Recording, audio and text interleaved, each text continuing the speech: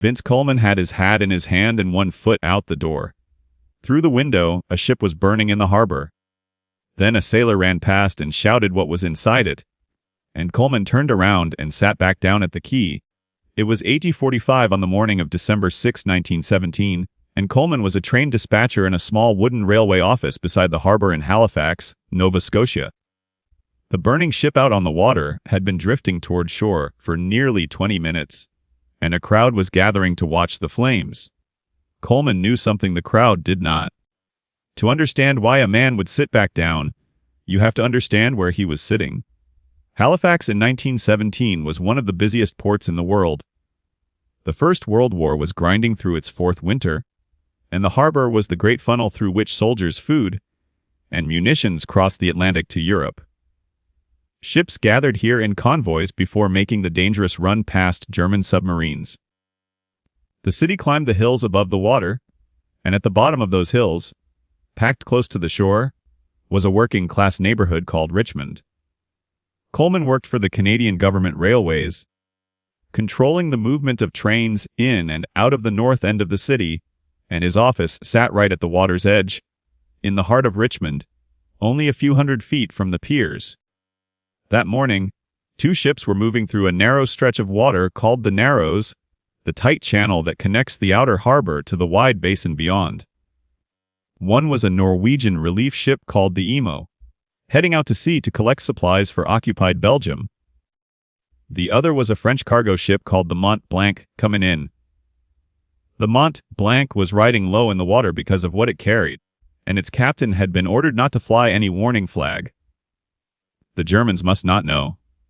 So to every other vessel in the harbor, it looked like an ordinary freighter. It was not.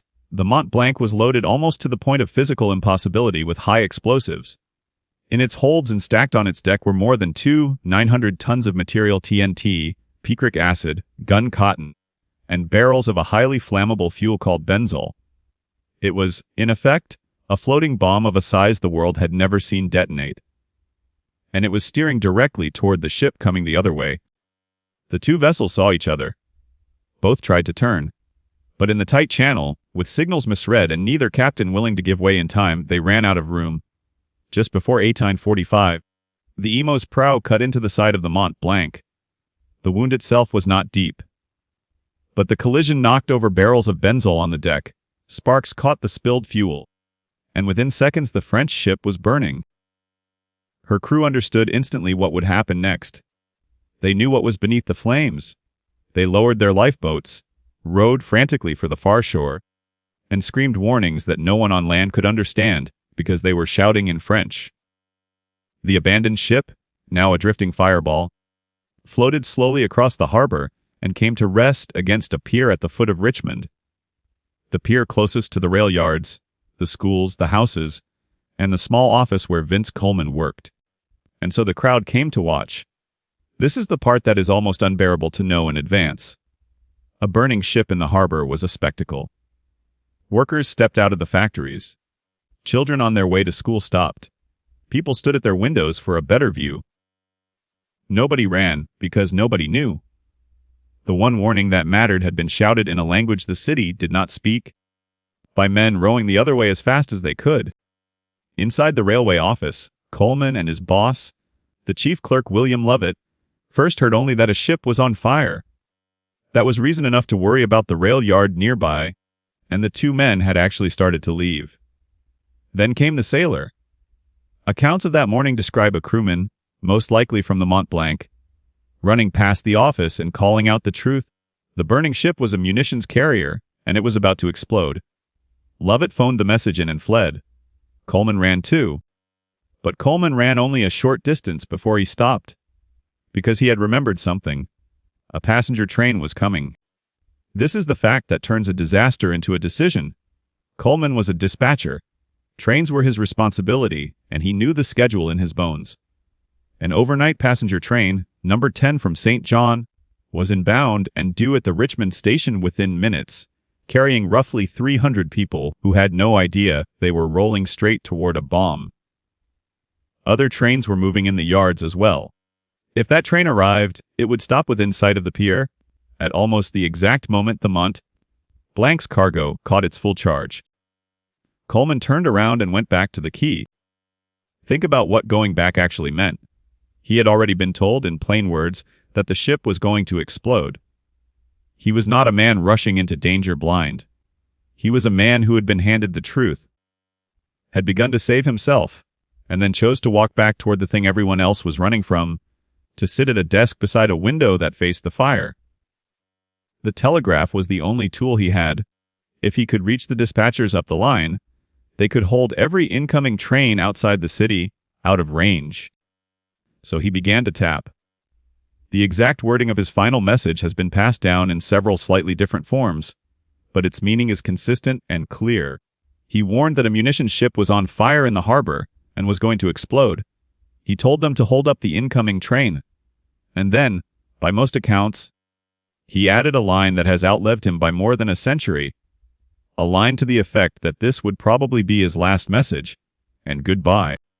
He kept sending. The train had to be stopped, and a telegraph message is not instant understanding. It must be received, read, believed, and acted on. Every second he stayed increased the chance the warning would land. Every second he stayed also sat him closer to the blast than almost anyone else in the city.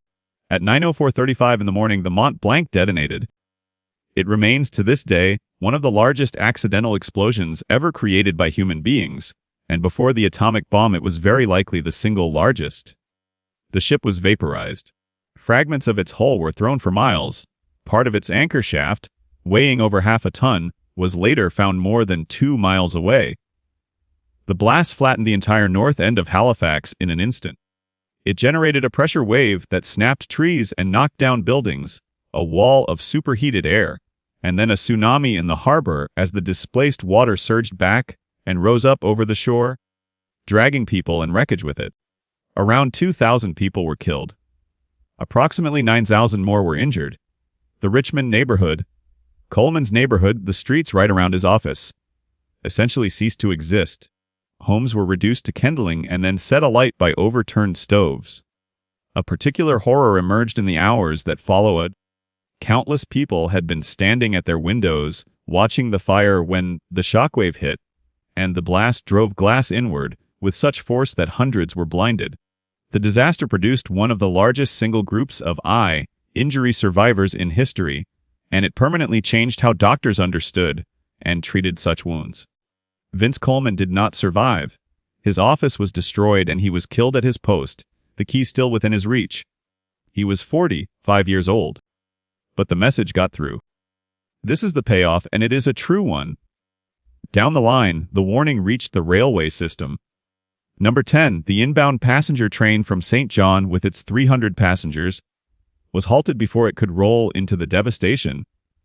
The exact chain of stops is remembered a little differently in different tellings, and some of the drama has surely been smoothed by a century of retelling.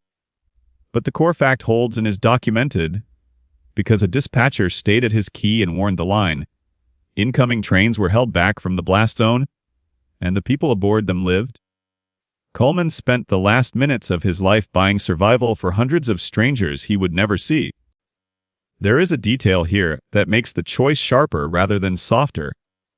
Coleman had almost certainly cleared the yards of the immediate danger the moment he warned the line the first time. Going back was not the only way to do his duty.